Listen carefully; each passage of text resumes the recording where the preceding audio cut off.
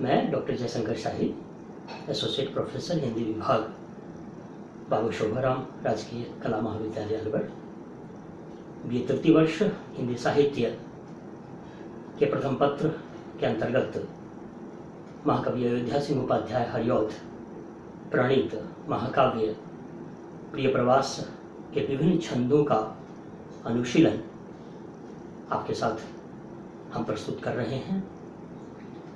व्याख्यान की इसी श्रृंखला में आज शेष रहे छंदों पर विवेचन, विश्लेषण और अनुशीलन हम करेंगे। अब तक की छंदों के अनुशीलन से हमने देखा कि राधिका जी का व्यक्तित्व कितना उदात्त है। इसे अंग्रेजी में लॉन्जेनिस के शब्दों का इस्तेमाल अगर हम करें तो सबलाइम कहा जाएगा। राधिका जी का व्यक्तित्व सबलाइम है, उदात्त है, लोक कल्याणी, जन कल्याणी के रूप में चित्रित हुई है राधिका जी। यहाँ इन अंशों में वे उत्सर्ग करती हैं, वे त्याग की प्रतिमूर्ति हैं, शालीनता, शिष्टता, मर्यादा, विवेकशीलता, नीति निपुणता की प्रतिमा है। पिछले छंदों में हमने देखा कि पवन से निरंतर संवाद उनका चल रहा है। इस पाठ्यांश में हमने यह भी देखा कि किस प्रकार से हरिऔध जी की कल्पना ने पवन जैसे अदृश्य को दृश्य बना करके प्रस्तुत किया है।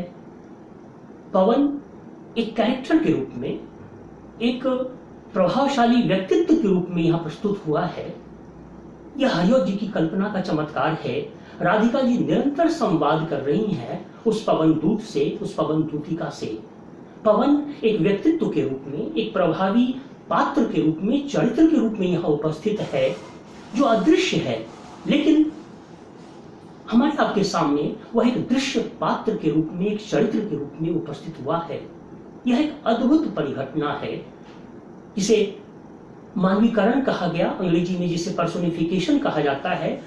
तो पवन को मानवीकृत किया गया है हरिऔध जी ने अपनी कल्पना के माध्यम से। और राधिका जी निरंतर पवन को कभी भगिनी कहती हैं, कभी मृदु पवन कहती हैं, कभी सुपवन कहती हैं, और निरंतर संबोधन, संवाद, वार्तालाप कर रही हैं और प्राण प्यारे माधव के नाम संदेश संप्रेषण के लिए उस पवन से अनुनय विनय करती हैं। पिछले छंदों में हमने देखा कि भगिनी पवन को संबोधित करती हुई राधिका जी उससे अनुनय करती हैं कि माधव के चरण रज को तुम संचरण करती हुई वहन करके ला दो, जिससे मैं पवित्र हो सकूं। आगे के छंदों पर हम चर्चा करेंगे। उसके पहले इन छंदों के का सिंहावलोकन कर लें कि पुराणों में कहा गया, पुराणों में वर्णित है, राधा माधव रूपक की चर्चा पुराणों में की गई है। और पुराणों में कहा गया कि राधा कृष्णम स्वरूपम, कृष्णम राधा स्वरूपिणम। राधा और कृष्ण एक ही आत्मा की दो आकृति हैं। पुराणों में यह भी कहा गया कि एक ही ज्योति द्विधा विभक्त हो गई और राधा और माधव के रूप में दो आकृतियों में परिणत हुई। तो राधा और माधव एक दूसरे के पूरक हैं। राधिका जी का समर्पण, राधिका जी का उत्सर्ग, राधिका जी का त्याग, राधिका जी का अनन्य प्रणय, एक निष्ठ प्रणय, उदात्त प्रणय का निदर्शन हम यहां देखते हैं। कामायनीकार जयशंकर प्रसाद की पंक्तियां हमें स्मरण होती हैं जब कामायनीकार जयशंकर प्रसाद लिखते हैं, इस अर्पण में कुछ और नहीं, केवल उत्सर्ग छलकता है, मैं दे दूं और न कुछ लूं, इतना ही सरल झलकता है।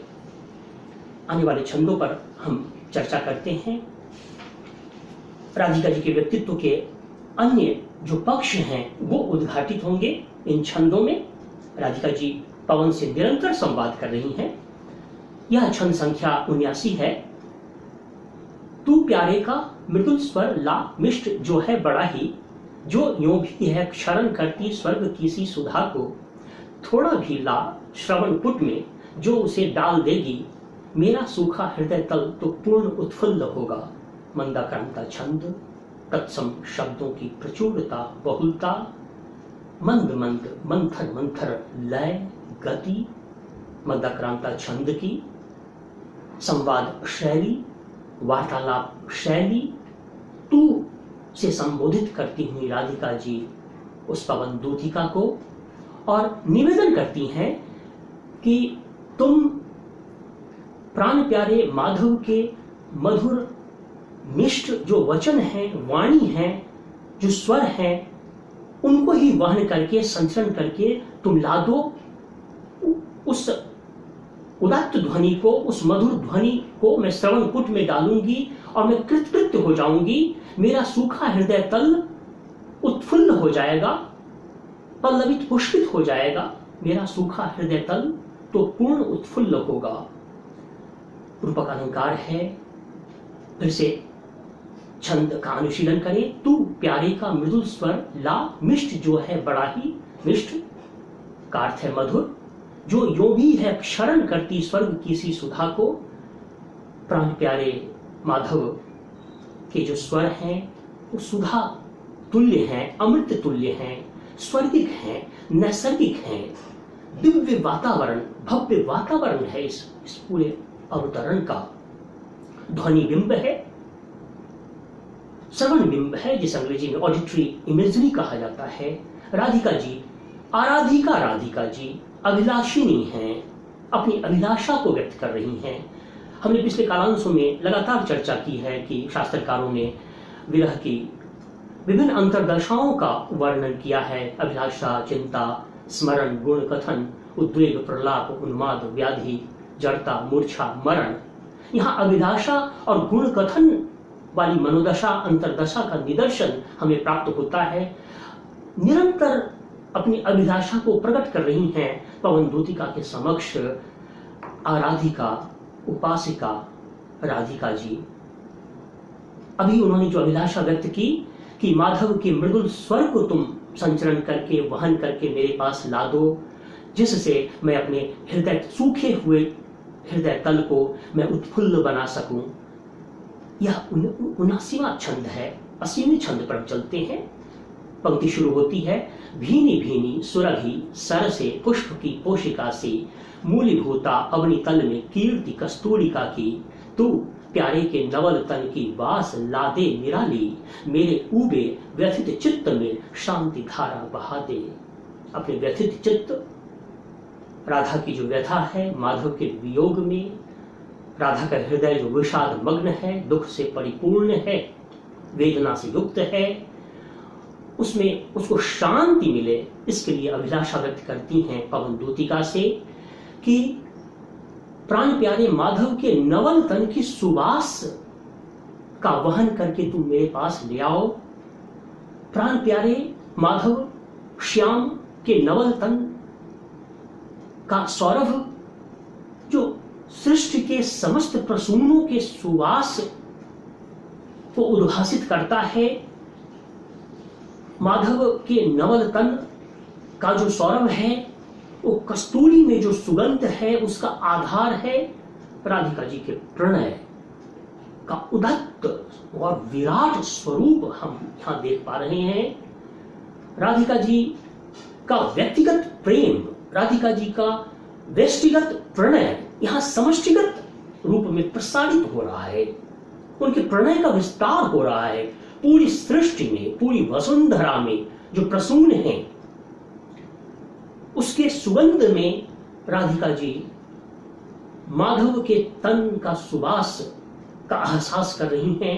कस्तूरी में जो गंध है उसका आधार राधिका जी माधव के नवल तन के सुवास को मानती हैं। यह प्रणय का विस्तार है, प्रेम का सब्लिमेशन है, प्रेम का उदात्तीकरण है, साइकोलॉजी की भाषा में अगर हम कहें तो। फिर इस छंद की अनुशीलन फिर से करें। भीनी भीनी भीनी भीनी प्रवृत्ति प्रकाश अलंकार, सुरभि सर से सवर्ण की आवृत्ति अनुप्रास अलंकार, पुष्प की पोशिका से मूलीभूता अवनीतल में कीर्ति कस्तूरिका की कवर्ण की आवृत्ति अनुप्रास अलंकार है। तू प्यारे के नवल तन की वास लादे निराली। प्राण प्यारा माधव के तन की जो सुवास है वो निराली है, निराला सौरभ है। नवल तन की उस श्याम सुंदर कृष्ण के तन का सुवास की अभिलाषिनी उपासनी राधिका जी हैं, जिससे वो अपने व्यथित चित्त को शांत कर सकें। यह असीमा छंद है। 81वें छंद पर हम चलते हैं। होते हुए पतित कण जो अंग राग गादिकों के धीरे धीरे वहन करके तू उन्हीं को उड़ा ला। कोई माला कल कुसुम की कंठ संलग्न जो हो, तो यत्नों से विकच उसका पुष्प ही एक ला दे।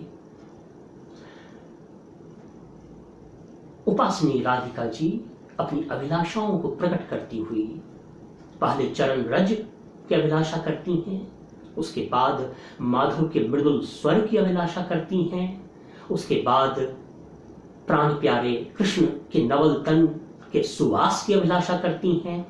अब हम देख रहे हैं कि पवन से संवाद करती हुई, वार्तालाप करती हुई, संदेश सुनाती हुई आराधनी राधिका जी कह रही हैं कि माधव ने जो अंगराग का लेप लगाया होगा, केसर, कुमकुम, चंदन, कर्पूर जैसे अंगराग के कोई कण माधव के तन से नीचे पतित हो रहे होंगे, तो ऐ भगनी पवन, तुम अंगराग के उन कणों को ही संचरित होते हुए वहन करके मेरे पास ला दो।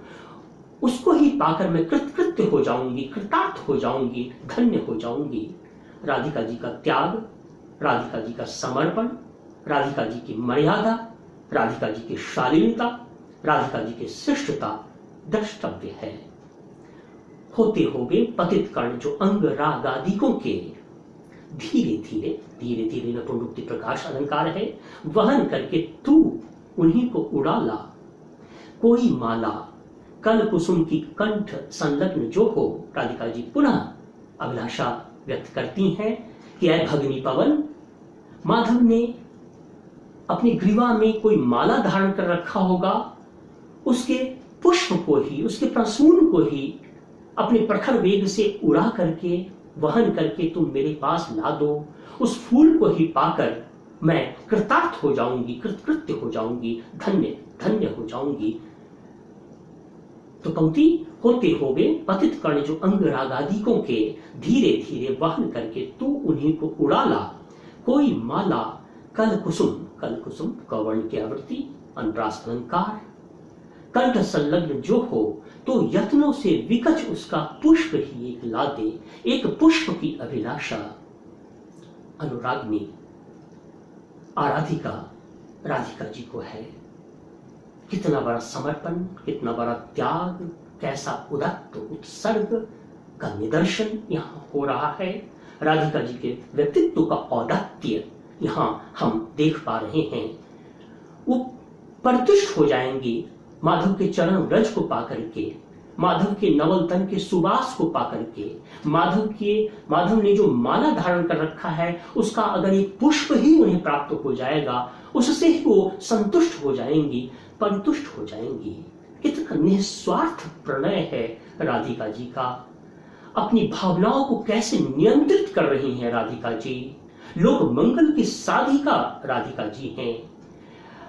आगे की जो पंक्ति है यह 82वां छंद है। इससे पहले कलापक्षी विशेषता की थोड़ी चर्चा कर लें। पिछले जो अवतरण का अनुशीलन हुआ है, हम देख रहे हैं कि मृदुल स्वर की अभिलाषिनी उपासनी राधिका जी हैं। श्रवण बिंब है, इस अंग्रेजी में ऑडिटरी इमेजरी कहा जाता है। फिर अगले अवतरण में राधिका जी माधव के नवल तन के सुवास की अभिलाषिनी है। सुवास, सुगंध, घ्राण बिंब है इसमें, जिसको हम सूंघ सकते हैं। तो घ्राण बिंब के माध्यम से हरिऔध जी ने यहां प्रस्तुत किया है राधिका जी की भावना को। फिर अगले अवतरण में होते हुए पतित कण जो अंग रागादिकों के धीरे धीरे वहन करके तू उन्हीं को उड़ा ला।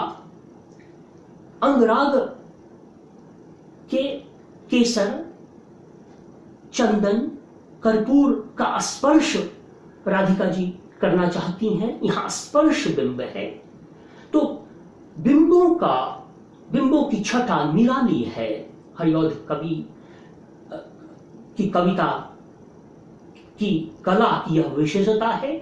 कभी किसी कक्षा में हमने चर्चा की थी कि रमणीयार्थ प्रतिपादक शब्द इति काव्यम, रमणीय अर्थों का प्रतिपादन करने वाला काव्य माना जाता है। यहाँ रमणीय अर्थों की योजना हो रही है और विभिन्न प्रकार के बिंबों के नियोजन के माध्यम से, चित्रात्मकता के माध्यम से दृश्य बिंब, ध्वनि बिंब, घ्राण बिंब, स्पर्श बिंब, इन तमाम समस्त बिंबों का नियोजन हम यहाँ देख रहे हैं। कला पक्ष की उत्कृष्टता का निदर्शन यहाँ हो रहा है। आगे का जो छंद है वो देखें। पूरी होवे न यदि तुझसे अन्य बातें हमारी, तो तू मेरी विनय इतनी मान ले और चली जा। तू का संबोधन भगिनी पवन के नाम लगातार संबोधन करती हुई, वार्तालाप करती हुई राधिका जी कि अगर तुमसे ये सारी बातें न संभव हो सके ऐ भगिनी पवन, तो मेरी विनती सुन ले और मथुरा गमन करो, गोकुल से मथुरा तुम जाओ और सिर्फ प्राण प्यारे श्री कृष्ण के कमल पग को प्यार से स्पर्श करके, छू करके तुम वापस गोकुल लौट आओ। छू के प्यारे कमल पग को प्यार के साथ आ जा। मर्म स्पर्शी संवाद, मार्मिक अभिलाषा राधिका जी अभिव्यक्त कर रही हैं। कमल पग का स्पर्श करना चाहती हैं राधिका जी। राधिका जी का यह उत्सर्ग, राधिका जी का यह एक निष्ठ प्रणय, राधिका जी का यह अनन्य प्रणय द्रष्टव्य है कि कमल पग का स्पर्श पाना चाहती हैं राधिका जी। कमल पग में रूपक अलंकार है, अंग्रेजी में जिसे मेटाफर कहा जाता है। मध्यकालीन भक्तिकालीन कवित्री मीरा ने भी कहा था, मन रे परसी हरि के चरण, मन रे परसी हरि के चरण, सुभग शीतल कमल कोवल, त्रिविध ज्वाला हरण, मन रे परसी हरि के चरण। रे मन, हरि के चरण को स्पर्श कर लो।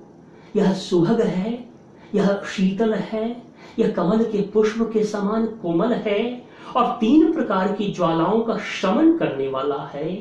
यह प्रभु का चरण, यह माधव का चरण दैहिक दैविक भौतिक तापों का, संतापों का शमन ये प्रभु के चरण करते हैं। परसी, मन रे परसी हरि के चरण।